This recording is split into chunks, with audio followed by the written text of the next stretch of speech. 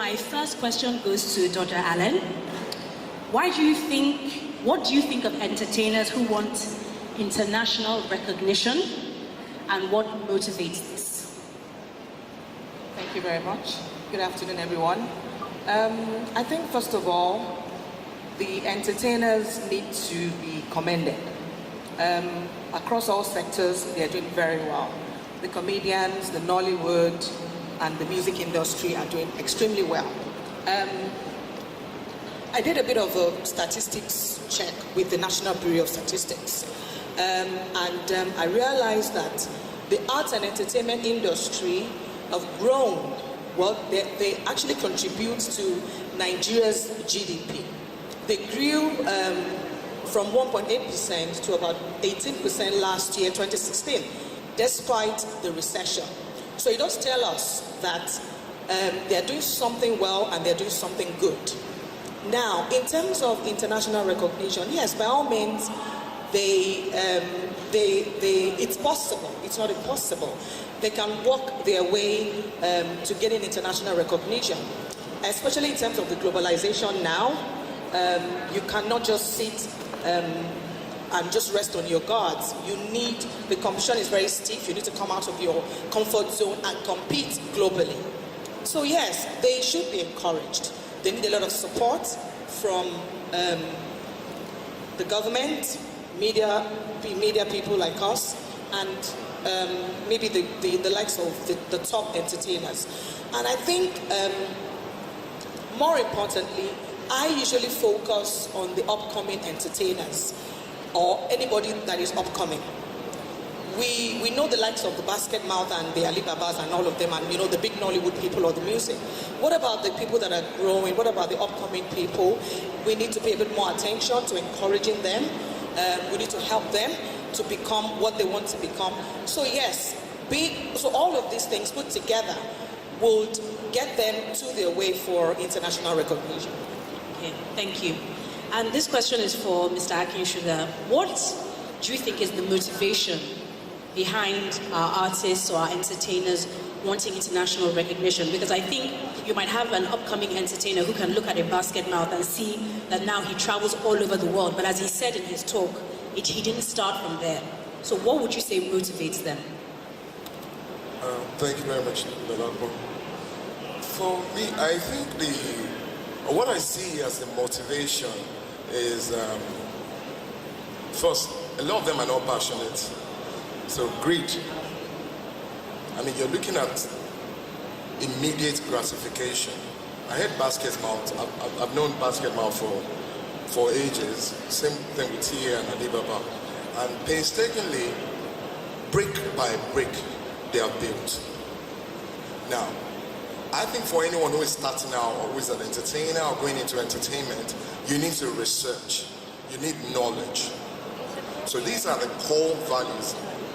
Every business, whether you're an actor, you're a singer, you're a comedian, it's business. So the core values or the core principles for business is inherent. So you have to learn. So knowledge is very, very important. But the motivation here is not about knowledge. It's about, Basketmouth is at the O2 Arena. It's like, whoa, myself, I would have. The just do it attitude is good. Now, but the just do it attitude, yeah, you might be a fluke, you might be successful a little bit, but at the end of the day, it's chaotic. Now you see Basketmouth has blah, blah, blah, entertainment company, it's a lot. There's a team, there's a structure, there's so much that you need to know. But here, nobody wants to do any research. So if you pay a little attention to where you want to be, whether you want to be in music business, you want to be a comedian, research first. Research first. Talk to a Basketmouth, talk to Alibaba.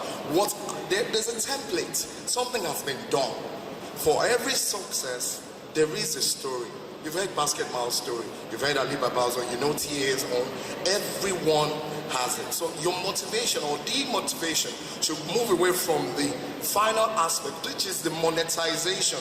That comes last. Every other thing, good product, better marketing. So the motivation here is not really, is greed. And I think in addition to that, young people should look up to the likes of Basketmouth and Alibaba and make them mentors. and role models, so that you know that they have a story. They started from somewhere. If you want to be like them, if you aspire to be like them, you need to start from where they started. You need to grow. You know, we always joke about it. Our youth of these days don't want to do anything. They just want to wake up and find themselves millionaires or billionaires. Dangote didn't wake up one morning to find himself a billionaire.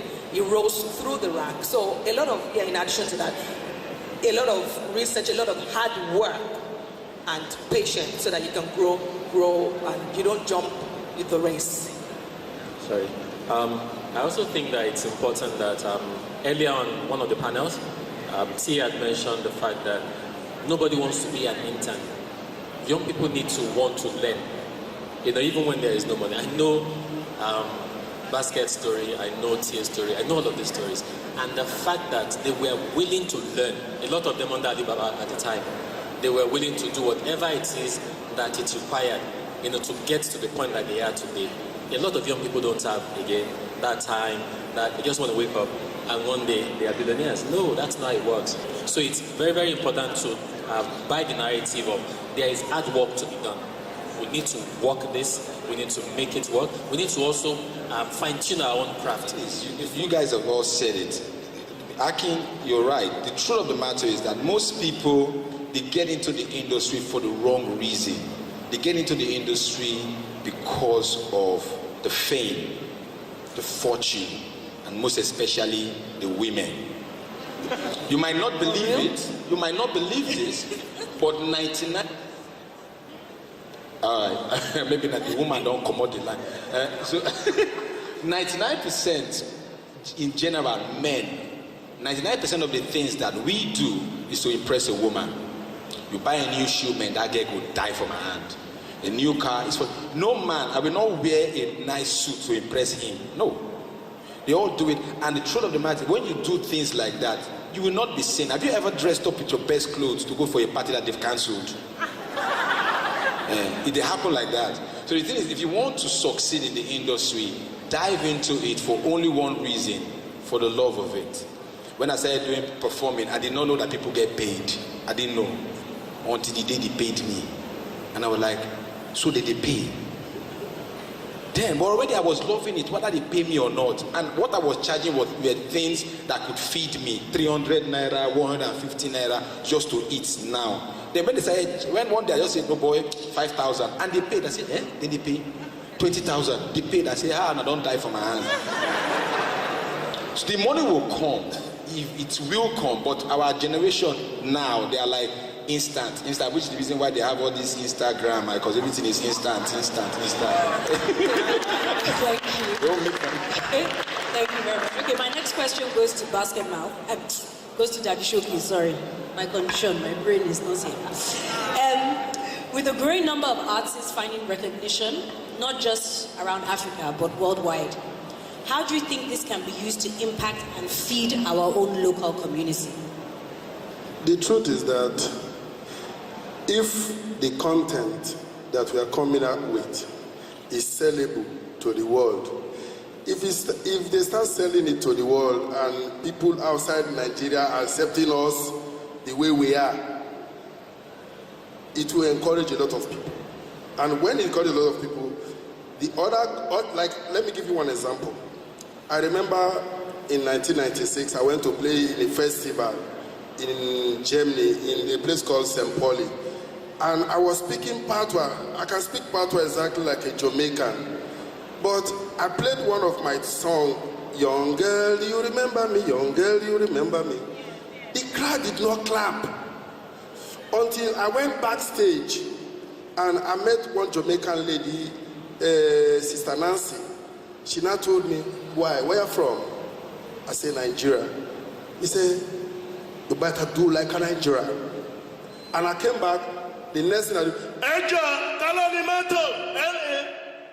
the whole hall, they stood up because it was something that they were surprised. Where is this from? And I was putting on kembe. I went back, I put on my kembe, I started dancing. So after that, because I was not all that popular, I won't lie. I was not popular with the international companies that came to watch, because in that festival, that is where they come to pick artists, Sony, BNG, and Mercury Records. Then they come to that festival to pick artists. So what I did, I started singing with broken English. And when I started singing with broken English, everybody, the record label, they came to meet me and my manager. They told me, where am I from? I said, Nigeria. They say, can they sign me?